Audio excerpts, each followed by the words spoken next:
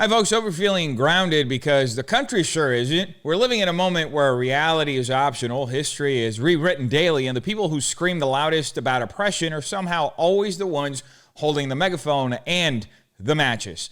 The modern left has become a traveling circus of identity, victimhood, and accidental comedy where the only real talent is grifting. And speaking of clowns, today we're taking a look at Zohran Mamdani, the socialist shapeshifter from New York who changes accents like most people change socks. He went from failed SoundCloud rapper to Democrat nominee with a PhD in pandering and a minor in Marxist cosplay. If this guy is the future of the Democrat Party, then Gotham has got bigger problems than the Joker. Let's dive in.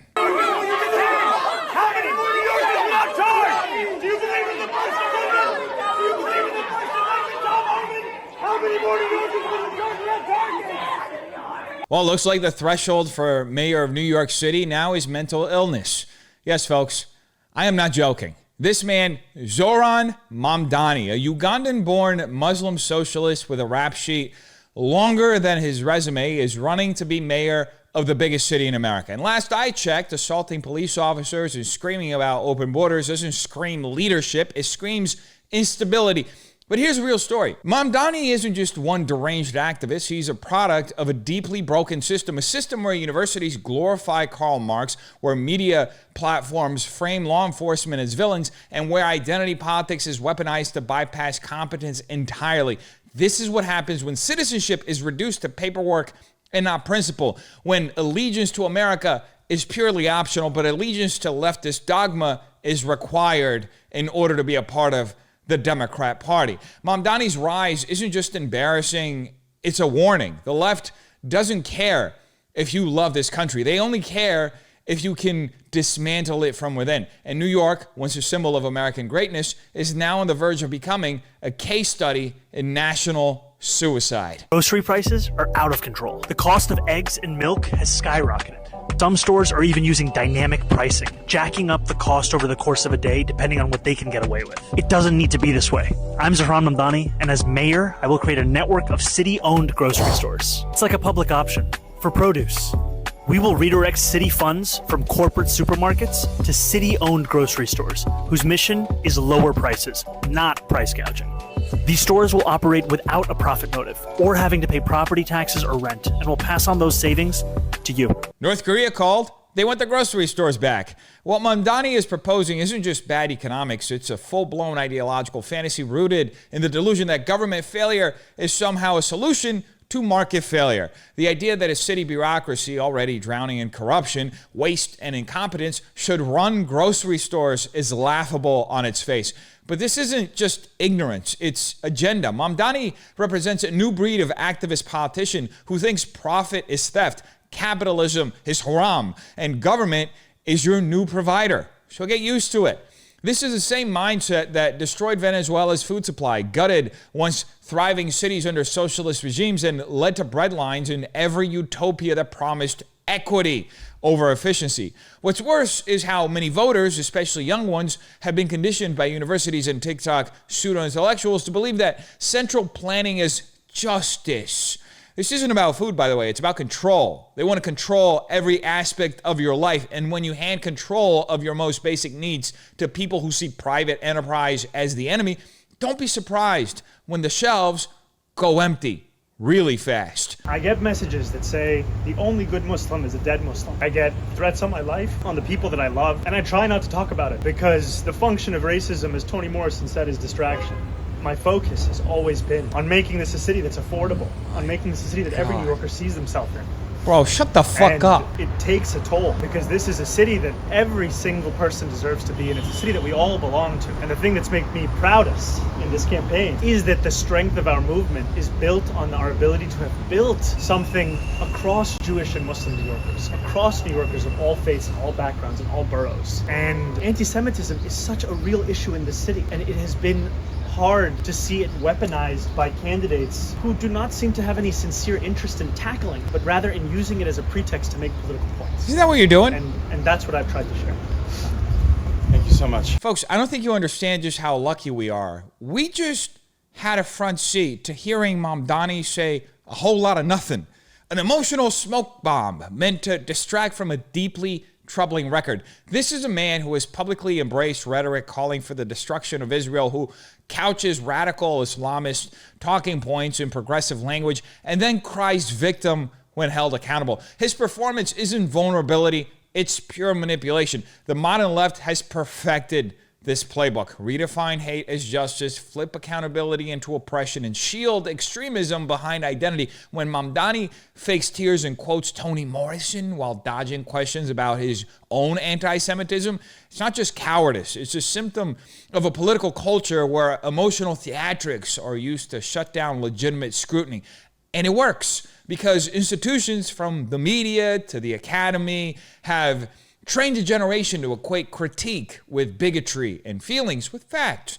So this isn't about Islam or Judaism. It's about the weaponization of identity to launder extremism through the language of inclusion. Do you attribute your success in this race to your socialism or to your social media? I think that there's a combination of those things because I think that New Yorkers, more than they hate a politician they disagree with, they hate a politician they can't trust. On the subject of trust, you've adopted different speaking accents in different scenarios. But they go to their local bodega. Is there one that's real and one that's affected? What I would say is, as any immigrant knows, having been born in Kampala, Uganda, and then raised in South Africa and moving here when I'm 7 years old, is there are different parts of my life. Worldwide tour is a worldwide tour is a worldwide tour. Mamdani was talking about a worldwide press tour back when he was a rapper.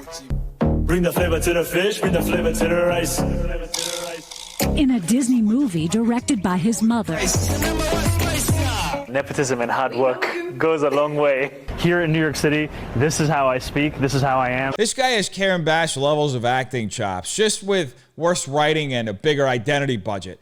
Mamdani's shape-shifting accent routine isn't just cringe, it's emblematic of a political class that views authenticity as optional and identity a costume they can change out of depending on who they're speaking to. One day, he's the woke intellectual. The next, he's channeling his inner bodega philosopher. It's all strategy, not actual sincerity. But this kind of performance politics is exactly what the left has normalized. In fact, they crave it. They love curated personas, manipulating cultural signifiers, and everything being wrapped and wrapping every contradiction in a sob story about oppression. The fact that Mamdani can dodge a basic question about trust by giving us a biography and a bad beat from his rap career says everything about how unserious this moment is. And yet, voters raised on TikTok emotionalism and academic relativism eat it up because the real currency now isn't truth, it's vibes. What we're watching is a collapse of political substance into performance art, where the right identity mix gets you further than actual integrity or a substantive policy debate ever could. Now, you might be asking yourself, who in their right mind would actually support this retard for mayor of New York City? Well, the list is long with a lot of feminist celebrities. And here's what Cynthia Nixon, former candidate for governor of New York State, had to say about why she's supporting Mamdani. It is election day.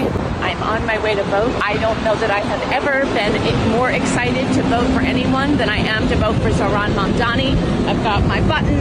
I've got my Don't Rank Cuomo t-shirt, but I have them hidden because I'm going to a polling site. Zohran 1, Brad 2, Adrian 3, Stringer 4, Michael Blake 5. And whatever you do, don't rank Cuomo. Vote for Jumaane, vote for Justin Brannan. We have a chance to make sure that our corrupt, sexual harassing, Trump donor supported, disgraced former governor is not elected mayor of New York. And we have a chance within the polling site now. We have a chance to elect Zohran to have fast free buses, to have rent stabilized apartments with the rent frozen.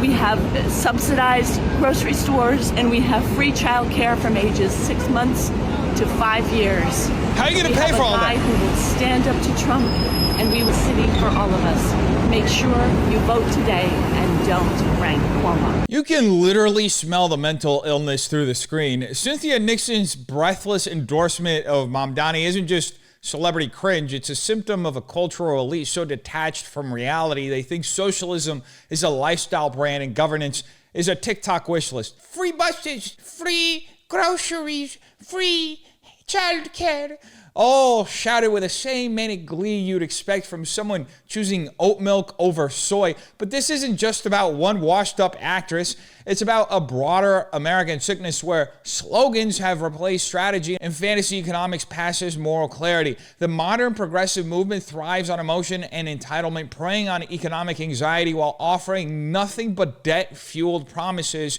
and a burning hatred of anything tied to order, responsibility, or yes, Trump. What Nixon's giddy outburst reveals is how deeply unserious the political conversation has become in America. It's not about policy anymore. It's purely about performance. And in that theater, Mamdani is just the latest actor cast to play savior, backed by a script written in utopian delusion and funded by your tax money. Is Emily Ratajkowski and Zohran Mamdani. it's election day today. You need to get to the polls. They're open till 9 p.m. What else do they need to know? Go to zohranfornyc.com/vote. You can find out where your poll site is and text your friends and family because we need everybody to come out. And make sure you're drinking water because it's a very hot day. This election is going to be decided by young voters. The average New Yorker is 38 years old. The last mayoral race was decided by 7,000 voters. That means that your vote really matters. Go ahead, get out there. We know it's hot, but the time is now. Let's do it. I don't know about you folks, but I wouldn't take the opinion of any woman who got run through by Pete Davidson seriously, ever. But especially when she's endorsing an Islamist socialist for mayor under the banner of feminism. Emily Ratajkowski, who's made a career selling empowerment in a thong, is now telling millions of impressionable young women to vote for a man whose political worldview, if taken to its logical end, would roll back centuries of progress for women, free speech, and Western liberty. But this is where we are, a culture so lost in its own narcissism and branding that people think activism means reposting a selfie with a ballot. The modern left has turned politics into a fashion statement where alignment with vague slogans like equity and justice earns more praise than actual principles or any sort of well thought out policy. The contradiction isn't just ironic, it's dangerous. It's how you end up with celebrities preaching liberation while endorsing ideologies that in other nations would criminalize their entire existence. Anyway, all that being said, I think the outcome is pretty predictable at this point. New York Democrats chose to jump headfirst off the Brooklyn Bridge straight into the East River because they apparently hate their city. Anyway, this is how Mamdani reacted to winning the Democrat mayoral primary for New York City after former Governor Mario Cuomo conceded. Tonight, we made history. In the words of Nelson Mandela, it always seems impossible until it is done. My friends, we have done it. I will be your Democratic nominee for the mayor of New York City. You know, it's always interesting witnessing a city self-emulate in real time. And tonight, New York just poured the gasoline and lit the match. Mamdani declaring victor as a Democrat nominee for mayor isn't just a local embarrassment, it's a national warning. This is the triumph of ideology over sanity, of radical posturing over civic responsibility. A man who has openly attacked law enforcement, promoted anti-American rhetoric, and advocated for economically suicidal policies, now stands one step away from running the largest city in the country, one of the most iconic cities in the world. And why? Because the modern Democrat machine no longer selects for competence, it selects for performance, identity, and loyalty to their most extreme narrative. Mamdani's rise is what happens when decades of leftist control over media, education, and cultural institutions hollow out a population's ability to discern leadership from theater. This isn't progress, by the way. It's the logical end of a movement that has replaced principles with pandering of all sorts and substance with slogans. New York didn't make history yesterday. It made a mistake it may never recover from. So the question now isn't just what kind of city New York will become, but what kind of country we're allowing this to be. How much longer will we treat ideology as a substitute for integrity? How many more institutions have to crumble before we admit that slogans aren't solutions and representation means nothing without responsibility? We're watching the slow erosion of reality where performance overrides principle and identity shields incompetence. But the rot didn't start with Mamdani. It started when we stopped demanding truth, stopped defending order, and started applauding chaos wrapped in moral pretense. So ask yourself, Who benefits from your silence, your confusion, your lowered expectations? And more importantly, what are you willing to do about it?